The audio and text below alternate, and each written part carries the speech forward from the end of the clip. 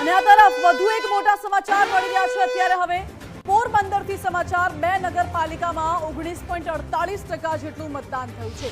કુતિયાણા નગરપાલિકામાં સરેરાશ 23.21% જેટલું મતદાન। કુતિયાણામાં વોર્ડ નંબર 2 માં સૌથી વધુ 32.37% મતદાન નોંધાયું। કુતિયાણામાં મતદાન મથકો પર મતદારોની લાંબી કતારો લાગેલી હજુ પણ જોવા મળે છે। રાણાવાવ નગરપાલિકામાં સરેરાશ 18.12% જેટલું મતદાન। રાણાવાવ વોર્ડ નંબર 2 માં 24.85% સરેરાશ મતદાન।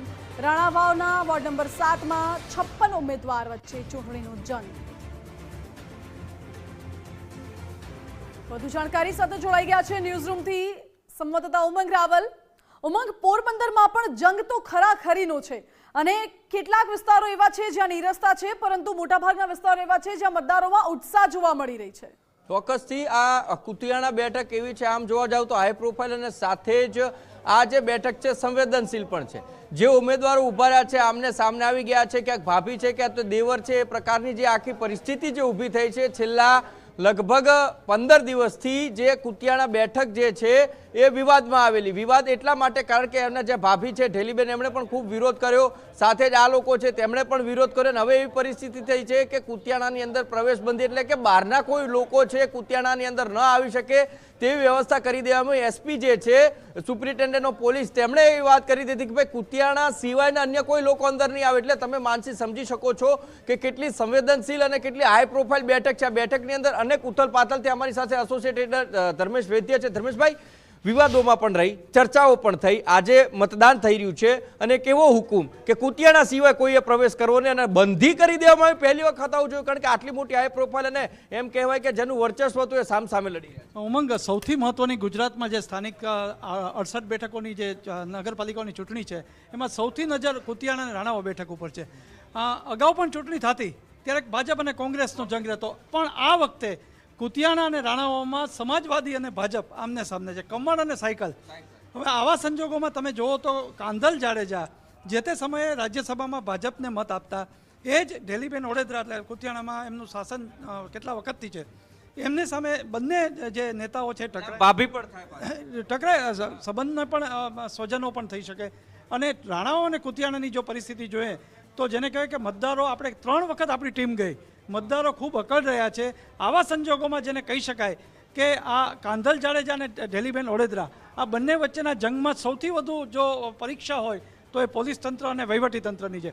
અત્યારે જ આપણી પાસે જે ત્યાંના એસપી છે ભગીરથસિંહ જાડેજા, એમણે આમ તો ચૂંટણી પંચની ગાઈડલાઈન હોય કે રાત્રે કોઈ પણ બહારનો વ્યક્તિ હોય આગલે દિવસે મતદાનને એને છોડી દેવું, પણ કુતિયાણામાં તો અત્યારે પણ એવી ચેકપોસ્ટ ઉપર અત્યારે કે કુતિયાણાનો વતની હોય તો જ અંદર આવી શકે છે। આ બહુ મહત્ત્વનું, કારણ કુતિયાણાની ચૂંટણી એટલી જ જેને કહી શકાય કે એક અગ્નિ પરીક્ષા સમી છે તંત્રની। આવા સંજોગોમાં જોવાનું એ રહે છે કે અહીંયા સાયકલ દોડે છે, કમળનું શું થાય છે। અને બે રાણાવાવ અને અગાઉ કાંધલમાં એનસીપીમાં પણ આ ચૂંટણીમાં જ્યારે રાણાવાવ નગરપાલિકામાં એનસીપીનું શાસન પણ આવ્યું હતું ત્યારે કાંધલ એમાં એનસીપીમાં હતો। જોવાનું એ છે કે સ્થાનિક મુદ્દો અને વર્ષોથી શાસન ઢેલીબેનનું, એની સામે રાણાવાવમાં તમે જો કાંધલ જાડેજા અને હિરલબા આ બંને જણાએ જ પ્રચારનું નેતૃત્વ સામે પક્ષે સંભાળ્યું હતું। એ કેટલું, ત્યારે સામે પક્ષે જુઓ તો કેન્દ્રીય મંત્રી મનસુખ માંડવિયા, અર્જુન મોઢવાડિયા, રાજ્યસભાના સાંસદ રામભાઈ મોકરિયા, લોકસભા રાજકોટના સાંસદ પુરુષોત્તમ રૂપાલા સહિત નેતાઓની ફોજ ઉતરી હતી। હવે જોવાનું એ છે, મતદારો નીકળી રહ્યા છે ગ્રામ્ય વિસ્તારો જે કહી શકાય જે ધર્મેશભાઈ, હું તમને પણ એક ખોફ અને એક વર્ચસ્વ, આ બે ક્યાંક કુતિયાણામાં દેખાય। કાંધલ જાડેજાનું ભૂતકાળ સૌને ખબર છે, સાથે જ એમનો જે પરિવાર છે એમનો પણ ભૂતકાળ ખબર છે। એટલે પોલીસ માટે આપણે જેમ કહ્યું કે ખૂબ મોટી લડાઈ છે આ ચૂંટણીની અંદર, લોકોને પણ ક્યાંક ખોફ અને વર્ચસ્વની લડાઈની અંદર કોને મત આપવો ને શું કરવું એ પણ ક્યાંક બીક હશે, અને બીકના કારણે જે મતદાન વધારે થઈ રહ્યું છે પણ સાંજ પડતા હજી વધારે વધે એના માટે કાંધલ અને કાંધલ જાડેજા અને સાથે ઢેલીબેન છે એ પણ એટલા જ જોર કરાવશે। ચોક્કસ, ઢેલીબેન પાસે તો પોતાના કાર્યકરો તો છે, પણ જિલ્લા ભાજપ, મેં તમને કીધું અર્જુન મોઢવાડિયા હોય, અન્ય નેતાઓ, એમની ફોજ છે। પણ આમાં તો કાંધલ જાડેજા અને હિરલબા જે આ બે જે સુકાન સંભાળ્યું છે એનો મતલબ એવો છે કે હવે જે મતદાન થયું ને, બીજું ઉમંગ આપણે સ્પષ્ટતા એ પણ કરીએ, 3 વખત આપણી ટીમ ગઈ તો ત્રણેય વખતે મતદારો કાંઈ બોલવા તૈયાર ન થતા. એનું કારણ છે ખોફવાળી પણ વાત છે અને બંનેના ઇતિહાસ જે હોય એ લોકો જાણે જ છે. પરંતુ સ્થાનિક નગરપાલિકામાં વર્ષોથી જેનું શાસન હોય એની સામે કાંધલે એક જ પ્રચાર કર્યો કે વિકાસ કરવો છે.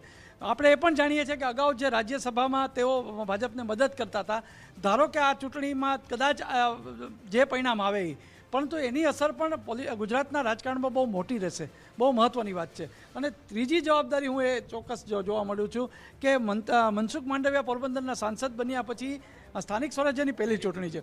અર્જુન મોઢવાડિયા કોંગ્રેસમાંથી ભાજપમાં આવ્યા પછીની આ પહેલી ચૂંટણી. એટલે જોવાનું એ રહે છે કે મતદારોના પરિણામ, મતદારોનો મિજાજ 18મીએ ખબર પડે ત્યારે આ લોકોની પણ એક કસોટી છે. અને કેવું પ્રચાર કાર્ય કર્યું એ બધું જ એમના પણ પારા સાચા, કારણ કે જમા અને ઉધાર બે પાસા જોવા મળશે. એટલે કુતિયાણા અત્યારે હાઈ પ્રોફાઇલ સીટ ગણાય છે.